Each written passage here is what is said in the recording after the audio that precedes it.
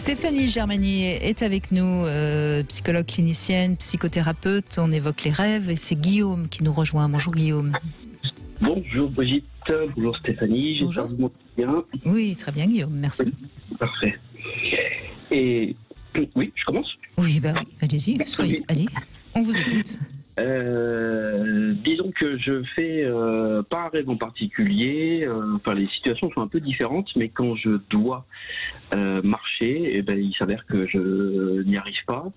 Et si j'en parle, c'est parce que je fais ce rêve depuis vraiment plusieurs années. Alors il n'y a pas de fréquence exacte, mais ça arrive vraiment assez souvent. Et voilà, je m'en rappelle beaucoup parce que ça me fait presque une douleur en fait. J'ai l'impression que mes jambes sont très très lourdes. Et je n'arrive absolument pas à avancer, je suis presque même obligé de m'asseoir. Et c'est assez particulier, quoi, quand même. Je voulais savoir si ça avait un rapport avec des projets qui ne se mettaient pas en place, mais... À votre avis, non, pas du tout. Donc, vous faites des différents rêves, mais très souvent, dans ces rêves, vous n'arrivez pas à avancer, quoi. Enfin, à marcher, pardon.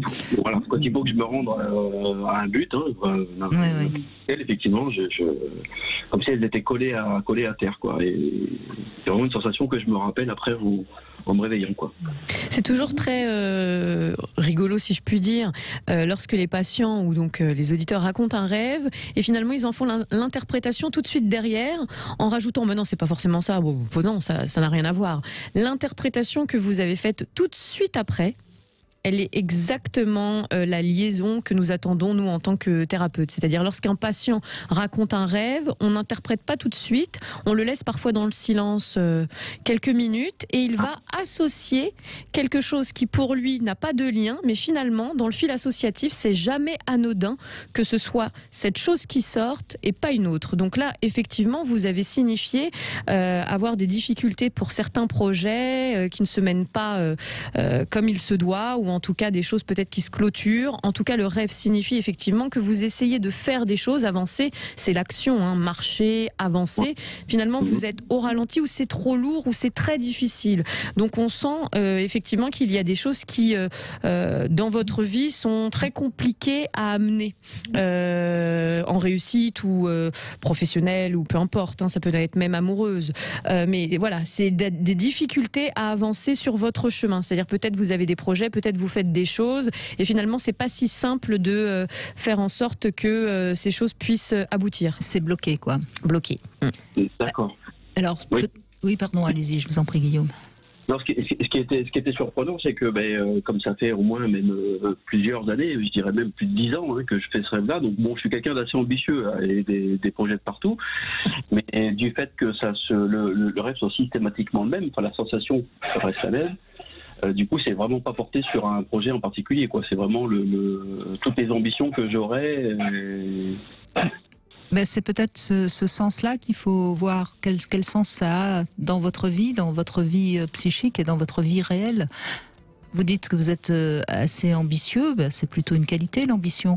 Mais peut-être qu'il y a quelque chose en vous qui pense que c'est pas si bien que ça d'être ambitieux, par exemple. Ça, c'est une première interprétation qu'on pourrait faire. La deuxième interprétation, c'est que peut-être parfois vous allez dans des directions qui sont pas forcément ce que vous savez faire de mieux. Enfin, vous voyez, c'est vous maintenant qui pouvez donner une interprétation plus grande à ça. Et puis... Oui, je me permets aussi, là je réfléchissais, lorsqu'on dit j'ai du mal à avancer, finalement ça peut être le sentiment que ça ne va pas assez vite. Si vous êtes quelqu'un qui mettait en place beaucoup de projets, qui avait envie d'être beaucoup dans l'action, il est fort probable qu'il y ait une impatience ou quelque chose de frustrant parfois lorsque ça n'avance pas comme vous le souhaitez, et donc du coup vous rêvez justement que vous avez des difficultés à avancer, par exemple.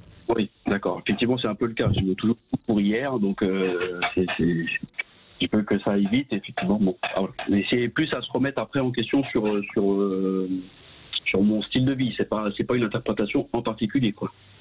C'est-à-dire que vous faites ce rêve, cette chose-là revient depuis 10 ans, donc ça parle beaucoup de vous, de votre manière de voir les choses qui avancent ou qui n'avancent pas, vous voyez. Donc c'est ça qui est intéressant, c'est peut-être que vous êtes un homme d'action et qui trouve que faire une grossesse pendant 9 mois c'est ridicule, 7 mois ça suffirait bien.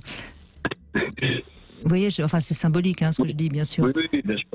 Oui, vous voyez, c'est peut-être ça c'est peut-être sur ça qu'il faut que vous travaillez pour être tout simplement plus serein. Parce que quelque part, c'est un peu angoissant quand même, cette récurrence de rêve. Oui. Et le terme aussi, du coup, je n'arrive pas à avancer, il faut que je m'assoie. S'asseoir, c'est aussi prendre le temps de faire une pause, prendre le temps de s'arrêter, de ne pas justement foncer, etc. Donc c'est peut-être quelque chose qui vous est difficile. Peut-être vous n'écoutez pas forcément votre intériorité, c'est-à-dire souvent les personnes qui ont beaucoup de projets, ce sont des fonceurs, il faut être dans l'action, etc. C'est parfois difficile de leur dire, ben non, justement, sois pas dans l'action, pose-toi, reste à ne rien faire, essaye d'être connecté à toi.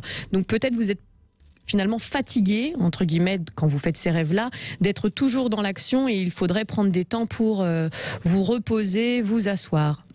Et se remettre un peu en question. C'est très intéressant en tout cas, parce que ça correspond assez avec le style là, mais effectivement, oui, le fait de marcher, vu que je ne m'assois jamais. C'est symbolique. Effectivement, oui. Non, mais ça peut correspondre. Très intéressante. Merci Guillaume. Prenez le temps de respirer. Et puis ça. D'autant que